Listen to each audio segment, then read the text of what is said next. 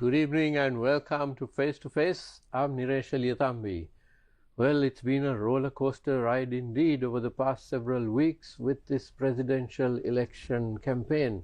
There have been so many twists and turns, MPs jumping en masse to one side, then trickling back to the other side, going to various cloak and dagger strategies, which have left us all befuddled. It has more twists and turns than a Sherlock Holmes mystery. Fortunately, we don't have very long to wait. The nomination period is ending, and then we have less than 50 days to go, less than 40 days to go now for the election day itself. Now, one of the twists in this plot, if you would allow me to call it that, is that there is now a Tamil common candidate, which is something new. And to discuss this, we have with us Mr. Suren Gurusuwamy, spokesman of TELO, which is a component party of the TNA. Welcome, Suren. Thank you very much, Niresh. Thank you very much. So, Suren, we have had Tamil candidates in the past. That's nothing new. Practically every election over the past 30 or 40 years, we have had some form of Tamil candidate. But this time it is a common candidate who has been put forward by several parties. So could you tell us the strategy behind this? Now this is, let me take a few historical evidences to relate to the strategy that we have put forward.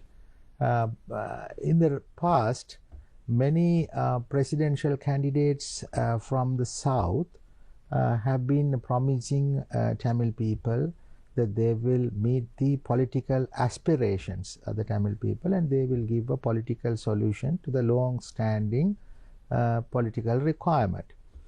After the elections, inadvertently, these presidential candidates or the successive presidents and prime ministers have failed to solve the issues of the Tamil people. And moreover, the recent past, you can see the candidates, presidents of this country or the prime ministers or the head of the state, whoever it may be, are now voicing that it is only an economic problem that the Tamils face and there is no political issues with the Tamils. So this has been viewed as a very dangerous situation for the Tamils, because past 70 years the Tamil people have been crying for a political solution and they have made greater sacrifices in terms of money, life, property, migration, alteration in the ethnic composition, and facing riots, lot of things this community has faced. So after doing all these paths, after crossing this path, still now the South began to say that only the economic problem that is faced by the Tamil people and not the political problem.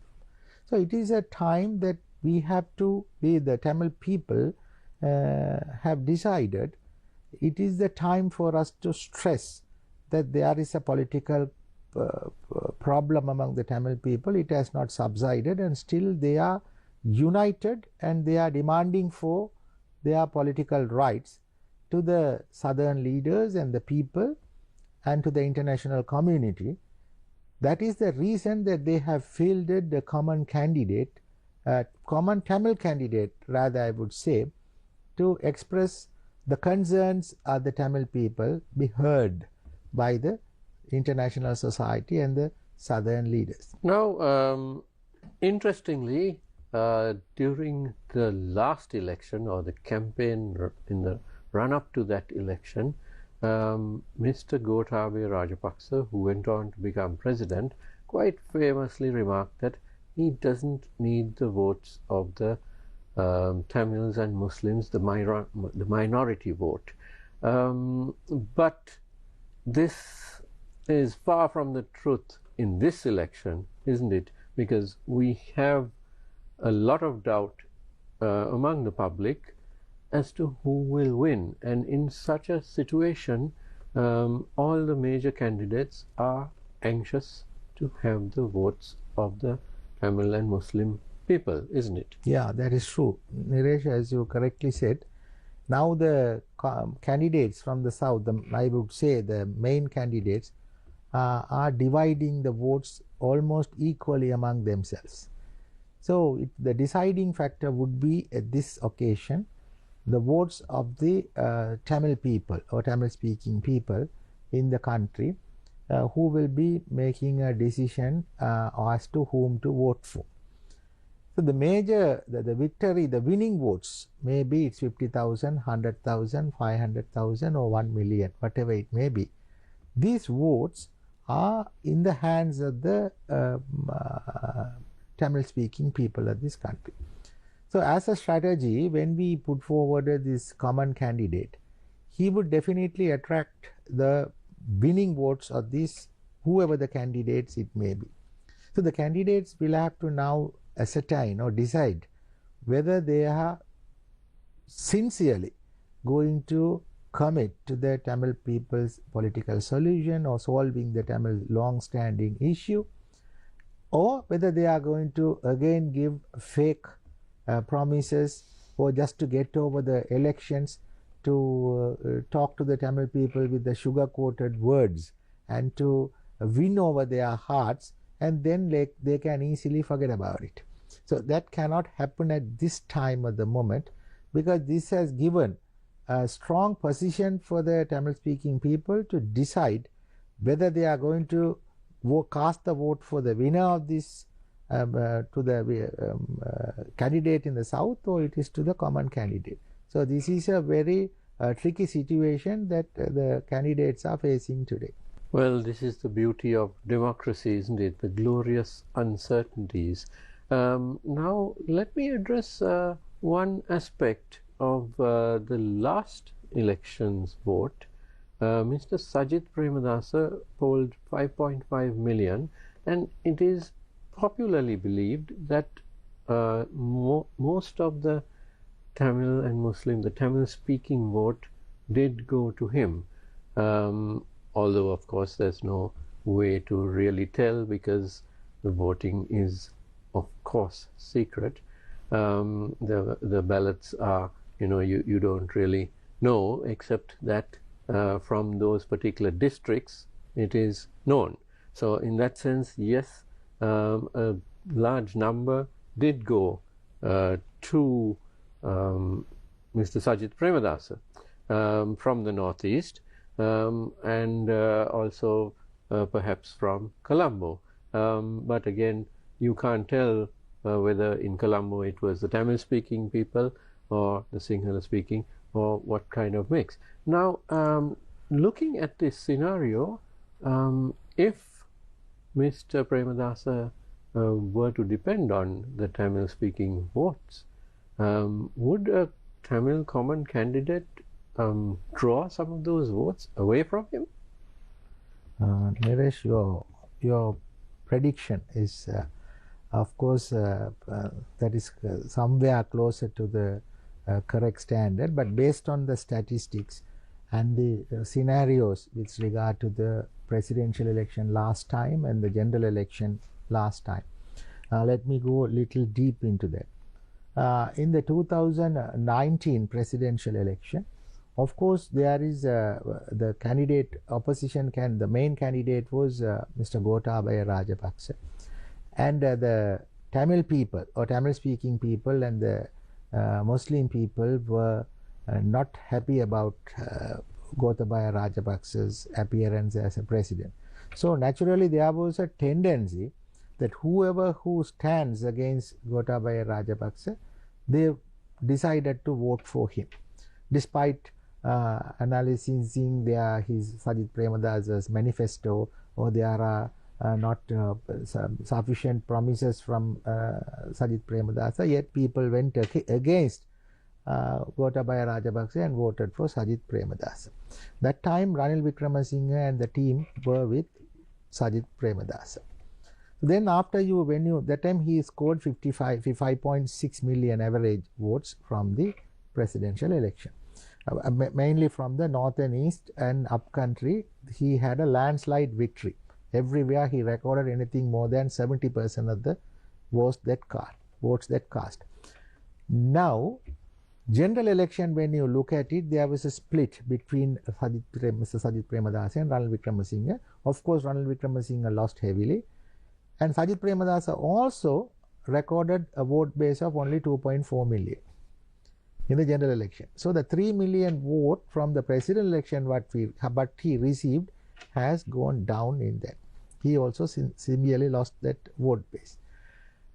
Then, but the Pohotua, they had that 6.9 million intact, and that is how they were able to get 2/3 majority in the parliament. That has been the history. Now, when you start from now, it is the Tamil people are also faced with the tricky situation where Ranil Wickremesinghe also considered to be favoring Tamil people during good governance days, and Sajith Premadasa also favored by Tamil people in the past presidential election. The votes are happen to split in between Ranil Wickremesinghe and Sajith Premadasa equally. So that is the scenario now we are faced with. And there is a crowd people who are confused as whom to vote for, the shallow voters. So when you put the common candidate to the scenario, of course the 5.5 million, out of which we can say about 1.6 million Tamil speaking vote has been cast from north and east, we say. So that vote base may go to the common candidate, as you correctly predicted. That may draw the vote base of Sajith Premadasa, because Ranil Wickremesinghe didn't have a vote base at the last election when you compare to the last presidential election scenario. So that is the outcome maybe of this launching of the common candidate. Now, interestingly, Suren, this time we see most of the major parties, or all of the major parties, campaigning heavily in the north and the east as well.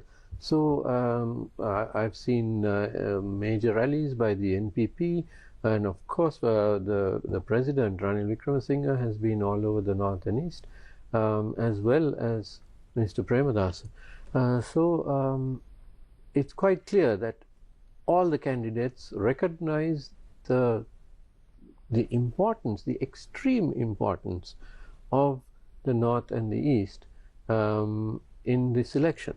Yeah, definitely. Now, when you see these three main candidates, they frequented northern districts: Jaffna, Vavuniya, Mana, Batticaloa, Ampara, and when you look at it, they have gone and met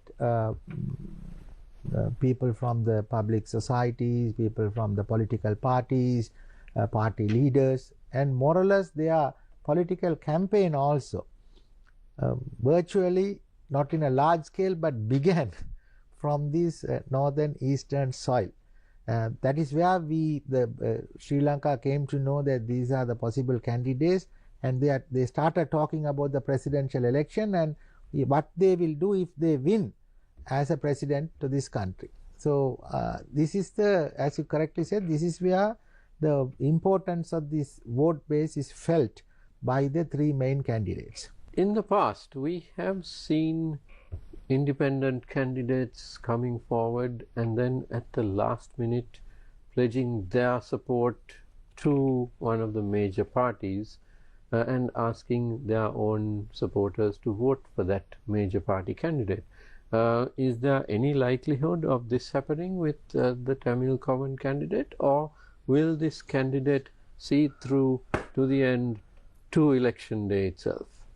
Now the common candidate has been we have decided to stage the common candidate and field him. So the deposit has been paid, and nomination also will be handed over. Now from there onwards, I think there will be more attempt, we anticipate the more attempt from the major candidates towards the Tamil people to fulfill their aspirations, or rather political aspirations. So they may come up with their political agenda or maybe their proposal, what they are going to do to Tamil people, but this time it may not be word of mouth, or it may not be just a media statement, but there will be concrete measures like agreement, and it can be, that is what this common candidate team is demanding.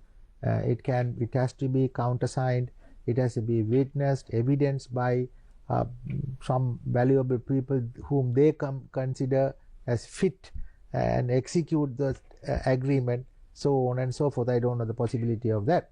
But coming to your question, as the time goes, I am not in a position to say now, depending on the competition, mounting competition among the three candidates, and then their desire to win the election may push them towards requesting the common candidate team to support them.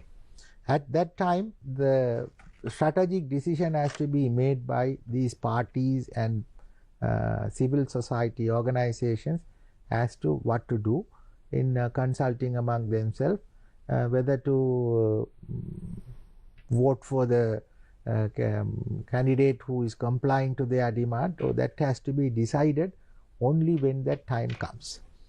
Your prediction is correct, and I would not say, as of now, I would say there is no room for that. But you know, the politics, as you said, nowadays, it is not very as stable as we predict.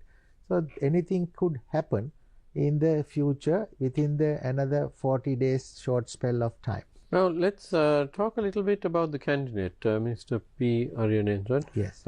Former member of parliament. He had served 2 terms, I believe. In the parliament.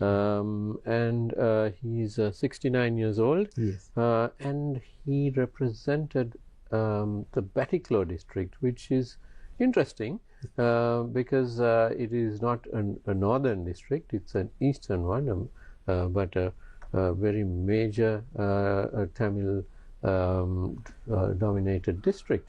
So why not a person from the north, and why from the east? You could of course say, why not someone from the east and why someone from the north?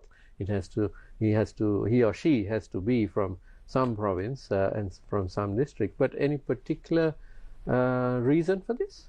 Niresh, all these time the political decisions or representation has been made from the north, that everybody knows, and there have been a crying need even from the eastern part of the country, that the leaders or candidates or decisions are not coming from eastern province. That has been one aspect of it. But that is not the major fact that decided on this. Of course, this society, civil societies and the parties joined together, they had listed many people as candidates. Out of that selection process, some of them have been disqualified, some of them didn't want to come as a common candidate, they don't want to get into the political arena, and out of which then there have been only few named as left as suitable candidates, out of which these the committee comprised of 14 people, they had, a majority of them had decided that Mr. Aryanendran be the candidate for the as a common candidate, because there's another issue we had. If it is a new candidate, a fresh candidate who has not in the political field or former member of the parliament, a political party has to give its symbol and its name to contest. So the parties, and there was a condition that if a party gives a name and the symbol for this common candidate, all the people will work for that common candidate and common symbol, and that becomes popular. So later, at the expense of the all, this party might take advantage out of this symbol and their party popularity, which happened very recent past in the local elections, where all the parties in the TNA worked for the house symbol of ITEC, And suddenly when the local elections came up, ITEC took the house symbol and said, we are going to contest alone in the local elections. So that has been a very bitter lesson learned by the Tamil political scenario. So they don't want a single party benefiting out of this election scenario. So they put a clause in the agreement, common memorandum that we signed. No party cannot contest in the immediate forthcoming elections in their own symbol, which is used for a common candidate. So that created a problem among the political parties, because as you said, we don't know what will happen in the future. Sometimes some party symbol is very necessary. So the parties within the recognized parties within the alliance, they were a little bit considerate about their giving their symbol and the party name for contestant. On that circumstances, as among the candidates, Ariyanendran was a former member of parliament, and he can be taken, he can contest on a common symbol. So that symbol will not be used for any future political agenda. So it's on the safer side. So that is the main reason Ariyanendran has been selected. Of course, he has been a journalist, he has been a member of parliament, and he has been an ardent supporter of the Tamil cause, and he has been right throughout standing by the cause of the Tamil people, the political solution, and he will stand up to the end of this campaign and further even in the future with the Tamil cause. So having identified all these aspects, we have decided on Mr. Ariyanendran as a common candidate. Now, Mr. Ariyanendran's candidature is being backed by many parties. You have the TELO, of which you are the spokesman, the plot. Then you have Mr. Vigneswaran's party, then the TNP, Mr. Srikanth, the EPRLF, which is headed by Mr. Suresh Premachandran, yes. And then you also have one or two civil society groups as well. One or two, there are more than about 7 civil society groups from the north and the east. Right. Not only 7, I would correct you, there are many societies from Batticaloa, Trincomalee, Bavuniya, Mullaitivu, Ampara, Mana, Kilinochchi and Jaffna. They have come into an arrangement with 7 associations, and 7 associations representing all the civil society groups in the north and east. Right. So it is quite a lot of support. Yeah.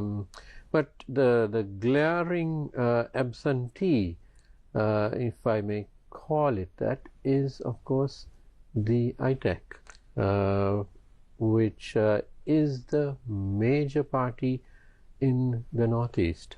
So what does that do to the common candidates election campaign?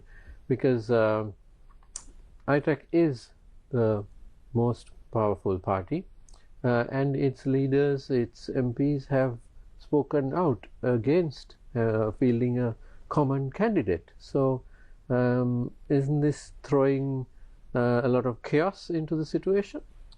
Niresh, I would like to bring a correction into that.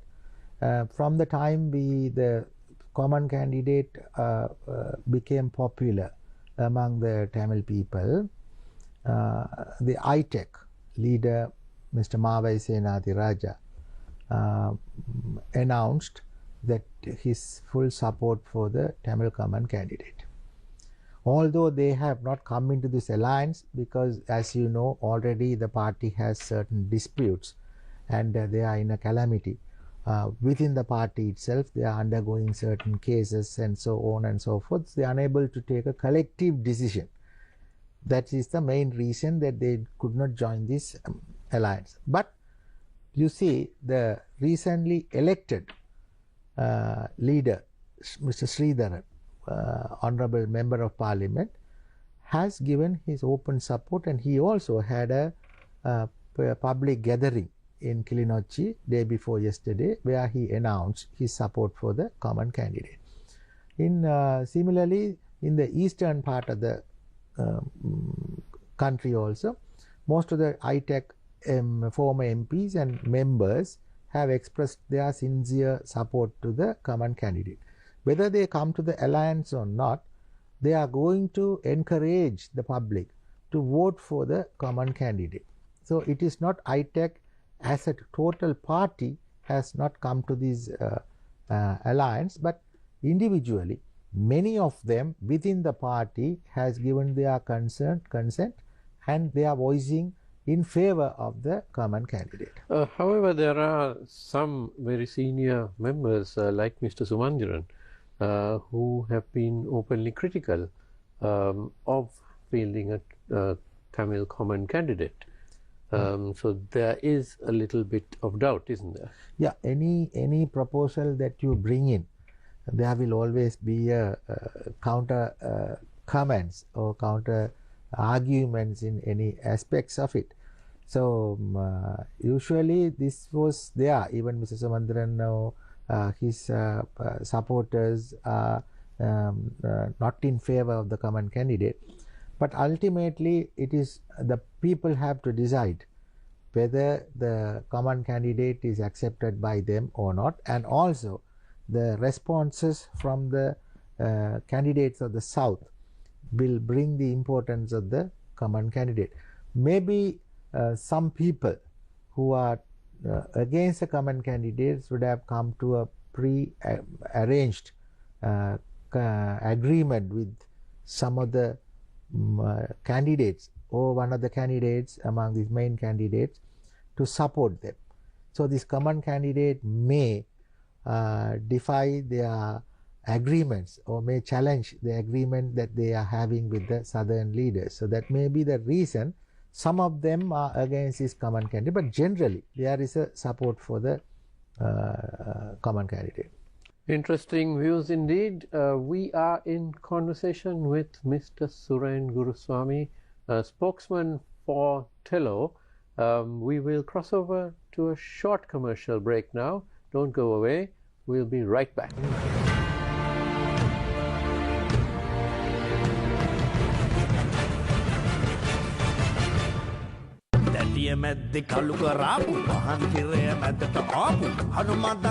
ජනප්‍රිය ඕම සංගීත කණ්ඩායමේ නවතම ගීතයක් Spotify, Apple Music, YouTube ඇතුළු ඔබගේ ප්‍රියතම සංගීත සේවාවන් හරහා රස විඳින්න. Entertainments. If you want to create your life, create it. This is your opportunity to change your destiny. සඳහි දක්ෂිණ ද්‍රවයට ගොඩ පැසූ අතර මේ ඔවුන්ගේ චන්ද්‍ර ගවේෂණයේ පළමු මෙහෙයුමයි. Bring us to witness season 4 Saturday at 6:30 p.m. on TV1.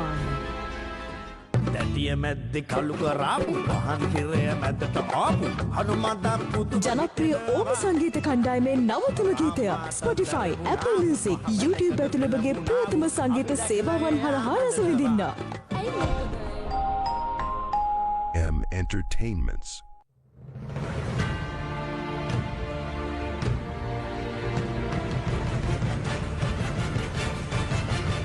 Welcome back to Face to Face. We are in conversation with Mr. Suren Gurusuwamy, spokesman for TELO, and we are discussing the impact of the fielding of a Tamil common candidate. Suren, now let's look a little further down the road at the general election, which we are almost all predicting that this general election will follow shortly. Within 2.5 months of the presidential, in fact. So it's likely to be in December or at the latest in January, because most of the major candidates have said that they would dissolve parliament. Major candidates and minor candidates have said they will dissolve parliament if elected. So if Mr. Aryanendran continues on as the common candidate through the presidential election, what would this do to the scenario of the general election? You are talking in terms of Mr. Aryanendran. No, I'm talking in terms of the entire Northeast vote. Yeah, definitely. Now this usually the vote base that is created by the presidential election usually doesn't hold up when it comes to North and East. When there is a general election, the vote base naturally split to the among the national parties and other parties who are contesting in the North. Now, when it comes to this 2019 election, presidential elections, you can see that Sajith Premadasa has got more than 83% of the votes in Jaffna. But when it comes to the general election, that party was not able to even produce a member of parliament from the district. Similarly, the parties who were supporting with then presidential main candidate, Mr. Gotabaya Rajapaksa, they have scored more in multiple of the votes that Gotabaya Rajapaksa has got in the entire northern province. So this is the scenario when it comes to presidential election and the general election. So this scenario with the presidential election in another 3 months, of course, there will be a little impact on this collection of votes by the common candidate or the team. But in general, when they go back with the other parties, go back to the people with their own identity and with their own agenda as what they are going to do to the Tamil people with regard to the political solution, implementation of 13th Amendment and devolution of powers, land grab, UN matters, so on and so forth, only will decide the votes where it will be cast. Now, the reason I brought up the general election is that, yes, somebody will win the presidential election, but if it is a close vote, and as you say, in a general election, those votes in the Northeast may not be with the winner, or even if it is not with the winner, it may not be with the other candidates either. So then no single party may win the 113 seats for a majority in Parliament, in which case there would certainly be room for a lot of alliance forming. So this is a crucial scenario which goes far beyond the presidential election and of course will impact the general election. Definitely. Am I correct? Yeah, in your point of view, apart from what I said with regard to the consequences of the immediate consequences of the presidential common Tamil candidate, in the general election also this split will be reflected. So no single party will expected to have a majority to form the parliament. Then again these alliances, and there will be a demand for the Tamil members of parliament from the north and east to ensure the parliament powers or a party to form the parliament. So this also, as presidential election, how its impact the national president's election will have an impact in the when the winning MPs of the north and east will have an impact on the formation of the parliament in the forthcoming parliamentary election. Interesting indeed. Now let's get back to the campaigning in the Northeast right now. We see the NPP campaigning quite heavily in the north and also in the east. What has been the reaction of the public to that? Because the main component party of the NPP is the JVP, which did oppose the 13th Amendment and generally was not in favor of dissemination of powers from the center. But what has been the public's reaction with the heavy campaigning of the NPP in the north and east? Of course, Niresh, this presidential election is conducted in a very unusual situation because we are faced with a severe economic problem. We faced a severe economic problem in 2021 till July 2022. and especially after Mr. Ranil Wickremesinghe being appointed as a president, of course the country has seen some results or limelight, or maybe brought to normalcy, although it's not the actual previous normalcy. At least goods are expensive, but the availability of resources is ensured. So that has certain sentiments among the as a nation, that there's a sentiment towards it. Also among the Tamil people also that sentiment impacts. When it comes to NPP, in the historically they have been against, as you said, devolution of powers. Even the 13th Amendment, which is not a political solution, which does not have much powers to the provincial council, but they were dead against that, saying that it will divide the country, and they never wanted to give the powers under the 13th Amendment. Also, they have gone to the courts and divided the northern east provinces, which were merged earlier temporarily. They went to courts and they dismantled this merger. And then now for the elections, they are saying past mistake is past. Now we understand there is a problem for Tamil people and we have to give a political solution. Until we give a political solution, they are willing to implement the 13th Amendment in full. So this is their campaign, and major campaign is they will revive the country economically, but they have been complaining about the present president and the past government. But there is no standard or structured formula or program to tell the people how they will revive the economy. So Tamil people are really concerned about that their past behavior, and then their campaign doesn't address either the political solution firmly or the economic revival firmly with any program, except for complaining against the past and the present government and the candidates. So that is not very much, although crowds are being gathered. I think they are going to see what they have got to deliver, but that will not make a big impact on the vote base, in my opinion. Now, Suren, you spoke about the possibility of obtaining a written document or promises from the different candidates and their parties.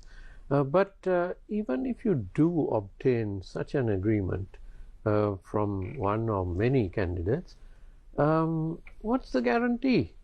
Because after all, if you may permit me to say this, these are political promises, and generally politicians make promises to the people at large and then promptly forget about them once they get into office. This is a recurring theme, not just in Sri Lanka but throughout South Asia and the world in general. So how do you enforce such promises? As rightly said by you, and I have previously mentioned a word, that it has to be accepted or countersigned or witnessed or ensured by another source or party that is acceptable to the common candidate team. As you said, we have the experience of Banda Chelva Pact, then Dudley Chelva Pact, and Srimawo Chelva Pact, and then even Indo-Lanka Act, the 13th Amendment, subsequently with various bills have been brought and the powers have been withdrawn from the provincial council system, and Northern East merger is demerged. All that is happening. But the 13th Amendment still is intact in the Constitution. Of course, during Mr. Gotabaya Rajapaksa's time, he was trying to bring in a new constitution where the 13th will not exist. He is trying to abolish 13th Amendment. But because of this Indo-Lanka Accord, which was signed by India, which gave assurance and guarantee the 13th Amendment existed in the Constitution, also the current candidates are talking about implementing the 13th Amendment in full to the country as a solution to the political and economic solution. Because of this it is countersigned or it is protected by the Indian government. So this kind of an arrangement has to be resorted. If a document is signed, it will not be the usual document as it was in the past. But Suren, if you take the last several years, since the last local government elections and provincial council elections, the successive governments and the parliament seems to have wanted to bring the powers back and concentrate power within the cabinet and parliament. I can't remember the last time we had a provincial council election, and of course we were supposed to have a local government election last year. Nominations were called and everything was ready, the campaigning had begun, and then all of a sudden we are told there's no money, although the budget did pass money for it. And then despite various judgments in court and so on, we simply didn't have that election, and it's still on the cards. It's open. We could have it any time, but there's no talk about it at all. So in that scenario, it's very clear that the members of parliament, or many of the members of parliament, are trying to concentrate power to the center. So how do you get this? How do you get them to kick this habit and devolve it out? Now this with the Aragalaya, most of the candidates, even the parliamentarians, they promised about the system change. The system change is with regard to the devolution of powers to the provincial system, even to the extent of the local councils.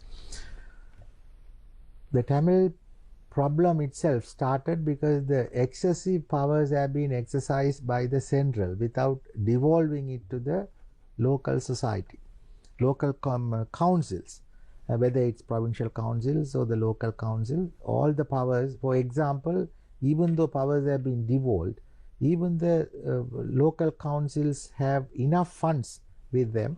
If they want to procure some machinery or something to the society, they have to wait until the central government ministry, line ministry, to approve the budget for them. So sometimes a budget don't get approved even during the course of that government, period of the government. I mean, for the whole 5 years, the budget is not taken up by the central ministry for approval. And I will relate another incident. The fertilizer issue was brought as by the central overnight as a point blank policy. Now, this is Gotabaya Rajapaksa's time. Ban. Now see, although country is an agro-based country predominantly, the season and the harvest and the farming is done on different ways. When you take central and Uva province, Sabragamua, mainly tea plantation. So when you bring a organic fertilizer concept, today the tea industry is suffering. If it was given to the power was given to the provincial councils, definitely they could have taken a better decision than the decision being taken at the central government. Similarly, the fishing, even other agriculture matters, even the education, even the livelihood, health, all this, even the judiciary, this has to be decided by the provincial council. Like if you look at in India, today the provinces are competing among themselves because they have devolved the powers sincerely with the effort to develop the country, and the central government is only making policies and monitoring the provincial councils with regard to whether they are doing their job properly. So Tamil Nadu, nearest state of Tamil Nadu, today contributing 26% to the Indian economy. So that has been a growth from Tamil Nadu because the powers have been devolved. They have their own police power, they have their own finance ministry, they do their own budget, they do their own management of the provincial councils, because then they come to the level of calling themselves a union of state today. There are so many states like that you take, especially Andhra Pradesh, the projects that come in get approved within 14 days. Now this centralized system, how many development projects are being held and how many investors are going back. So that is why we encourage, it is not only for the benefit of the Tamil people, but as a nation, this devolving of powers to the provincial council is essential. So these people, with the system change, the economic crisis what we have faced is mainly because the decision have been made by the center. There was no transparency. There was always bribery. There was always so many defaults and defunct functions in the government segment, even throughout the line of from the top to the bottom, because the powers were brought to the center. There were a lot of delays in implementation. There were delays in a lot of resources being actively used. Today, why are we to privatize such a big organizations in the country? You look at the transportation, it is not efficient. You look at this Tamil Nadu transportation, the railway, internal railways, bus services, everything is functioning very well because the powers have been devolved. Here the CTB is not in proper function, railway is not making profit. Every other government organization is making losses because the powers have not been devolved. It is centralized. So to correct this system from the center, centralizing the power, the best solution is to devolve it through the provincial council and to the local councils. So that is how this country can see progress in political progress and the economic development. It's also a problem of geography, isn't it? The further you are from the center, that is the capital city, the less attention you get. Yeah, definitely. And unfortunately, the northern province and the eastern province are about as far from Colombo as you can get. Colombo is sited not in the center of the country by any means. It's in one corner. So that's a huge problem. So devolution, of course, in some form, is the requirement. Right. So let's talk about the demands or the requirements of the Tamil people and the Tamil parties of the major candidates and of a future president. What is it that is most important? Mainly now, the most important thing for the Tamil people is reaching their political aspiration. That is mainly the power devolution, but they demand for federal state by and large is to devolve the powers to them to manage their resources with their own language, with their own culture, and to conduct their own development activities. So more you depend on the center, it is not possible for the not only northerners to develop. Now we can see the past 2 years ago, the entire country came to a devastating state. So the center people didn't know, there is no transparency what was happening until we reached bankruptcy. We didn't know. We had so many corporate executives. We are proud about our education system, and there were kingpins giving statements in the media. But ultimately, we became bankrupt. We were not even to have a liter of petrol on the following day morning.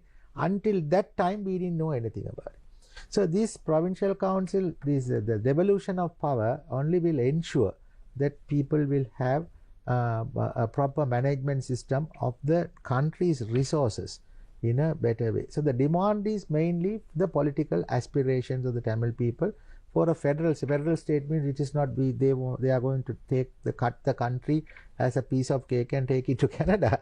It is going to be here within the country, and to manage the resources very well, utilizing their knowledge, and to have attract the investors from overseas and give them freedom for investors. A corruption-less, bribery-less society can be built by this federal system. So that is the primary demand of the Tamil people. Other one is when there is a strong parliament which can give a 2/3 support to the federal system. Until such time, we demand implementing the 13th Amendment in full, so that we will have subsequent powers, adequate powers to manage the provinces efficiently and effectively. Now you mentioned Canada, and that reminded me of the Tamil diaspora, which is out there in so many countries, the UK, Australia, Canada, Malaysia, India, France, Germany, and so on. Now, they number, goodness knows, perhaps more than 600,000, 700,000, maybe even 1 million people who have left Sri Lanka and gone, or their descendants who are now in those countries. So that is in fact a very powerful financial strength which various national leaders in Sri Lanka have tried verbally to cultivate, to bring in investment from those people to Sri Lanka, especially to the northeast. But there has been only limited success. Why is that? That's the thing. Is it a lack of confidence in the government? Yeah, it is a lack of confidence in the government. Also, this diaspora, as you said, it's not 600,000 or millions, about 1.8 million living overseas, not only in Canada, USA, Europe, England, Australia, totaling, and some of them are not, many of them are very successful entrepreneurs there. So they are willing to invest in Sri Lanka, definitely, and first priority comes their homeland. So, and when they left this homeland due to the communal crisis, they went there with their native language. They only know Tamil and the language of that country, whether they live in Germany. So when they come back to Sri Lanka, they don't have a system of communicating with the officers. Because they can't speak in English. Here the officers, the communication is a backlog in this government sector. So when they come back, it's very difficult for them to communicate and carry out their business activity. They are willing to have their business activities either in the north or east. Few of them have come and they have invested in north and east, and they are successfully running their businesses. Many of them are willing to come here, but they want to have a platform where they can easily work, communicate with the officers, get their approvals, organize them in a proper manner. So that is how the investment will flow into this country, not only north and east. You can see from the statistic, there are so many investors who came to Sri Lanka because of this red tape system with the centralized government. Many organizations, even the local government organizations, corporates, are going and investing elsewhere because of this red tape system. There is no devolution, there is no confidence in the diaspora or the Tamil, for overseas living Tamil people to come and invest in this country. That can be cultivated or inculcated by devolving the power and bringing up either a federal government or maybe a provincial government that can ensure safety of this investment and easy flow of activities. Interesting thoughts indeed, and something that we must discuss further perhaps on another day when all this election hysteria has died down. Thank you very much to Mr. Suren Gurusuwamy, spokesman for TELO, for spending the time tonight with us. Thank you very much, and we hope to have you back soon with us for another interview. And thank you to you at home for watching. Don't go away, the news is coming up next, so have a good evening.